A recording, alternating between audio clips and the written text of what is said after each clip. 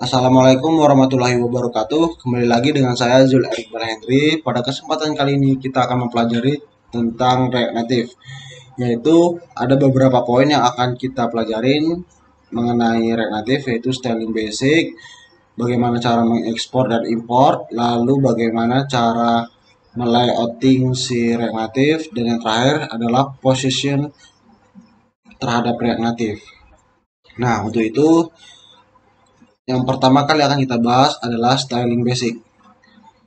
Manfaat dari materi kali ini, kita dapat memodifikasi desain web kita agar lebih menarik dan lebih bagus, supaya web yang kita buat disukai oleh para pengunjung. Topik styling yang akan dibahas pada materi kali ini tentang dimensi seperti heading dan margin, background, color, dan yang terakhir adalah font size. Yang pertama kita bahas adalah mengenai dimensi.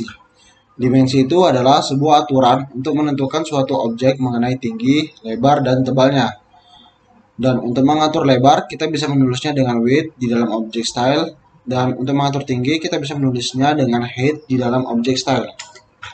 Yang kedua adalah background atau background color. Background adalah latar belakang dari suatu komponen.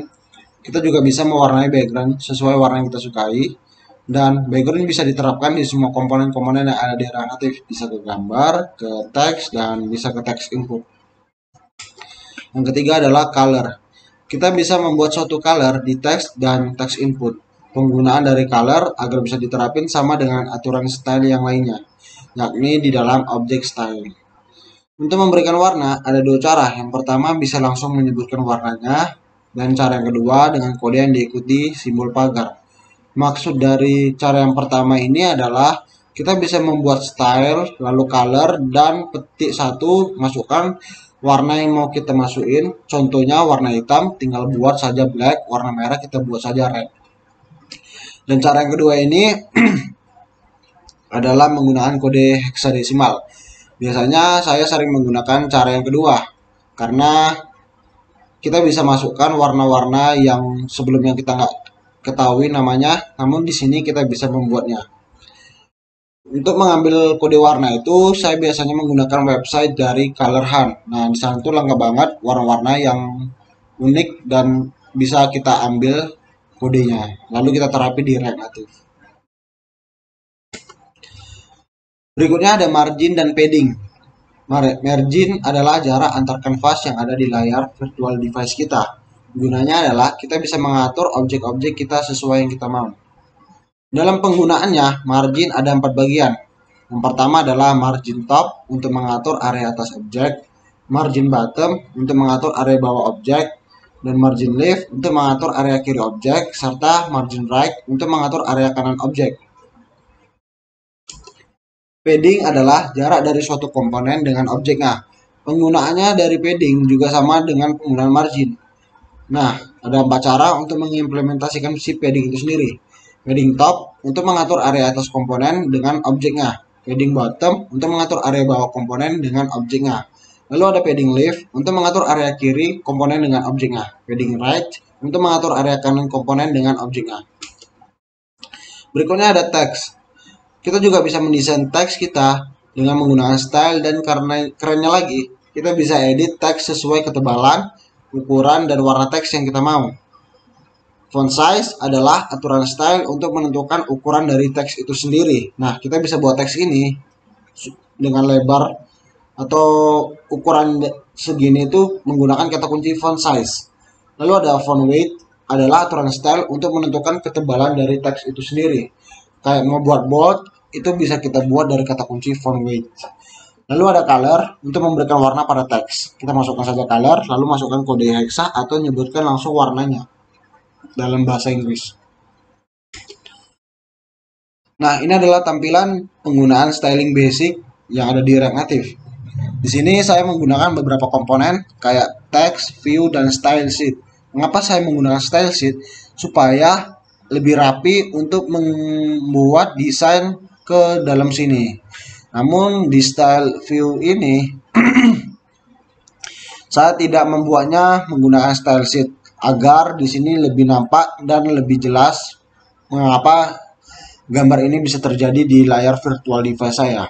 Saya menggunakan lebar 100 dan tingginya 100. Background color atau warna coklat ini saya ambil dengan kode hexa, dan margin top itu ada 20, margin left itu 50, lalu border radiusnya 10. Border radius itu adalah sudut-sudut ini tadinya sih runcing, namun dia akan menjadi kayak lingkaran gitu ya, jadi tumpul, itu menggunakan border radius. Nah, ini adalah style sheet dari si styling basic di dalam React Native. Saya buat lebarnya itu 500, tingginya 50, lalu teks ini saya buat bold. Ukuran teks ini sendiri udah saya buat 20 dan warna merah ini dengan menggunakan kode hexa. Lalu jangan lupa diekspor supaya bisa diimplementasikan ke dalam index. Berikutnya ada ekspor dan import di React Native.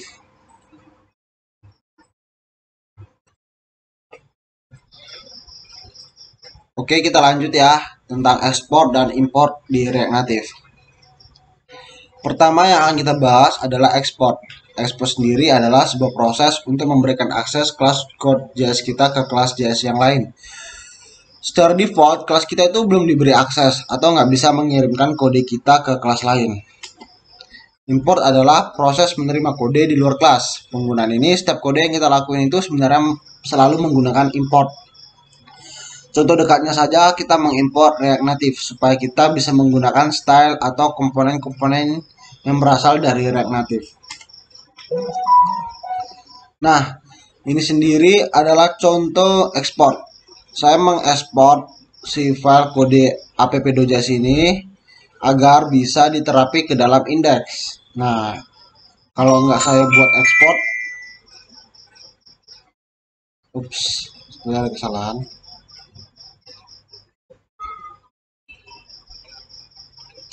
Mana?